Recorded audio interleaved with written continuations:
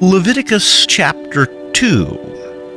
When someone brings a grain offering to the Lord, his offering is to be of fine flour. He is to pour oil on it, put incense on it, and take it to Aaron's sons, the priest.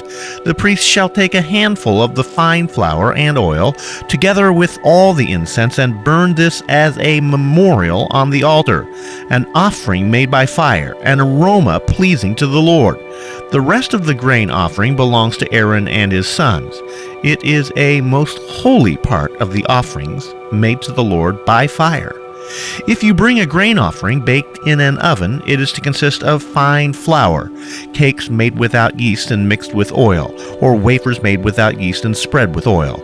If your grain offering is prepared on a griddle, it is to be made of fine flour mixed with oil and without yeast. Crumble it and pour oil on it. It is a grain offering. If your grain offering is cooked in a pan, it is to be made of fine flour and oil. Bring the grain offering made of these things to the Lord. Present them to the priest, and he shall take it to the altar. He shall take out the memorial portion from the grain offering and burn it on the altar as an offering made by fire, an aroma pleasing to the Lord. The rest of the grain offering belongs to Aaron and his sons. It is a most holy part of the offerings made to the Lord by fire.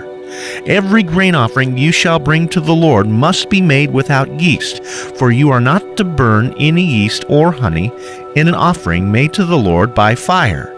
You may bring them to the Lord as an offering of the firstfruits, but they are not to be offered on the altar as a pleasing aroma. Season all your grain offerings with salt. Do not leave the salt of the covenant of your Lord out of your grain offerings. Add salt to all your offerings. If you bring a grain offering of firstfruits to the Lord, offer crushed heads of new grain roasted in the fire. Put oil and incense on it. It is a grain offering.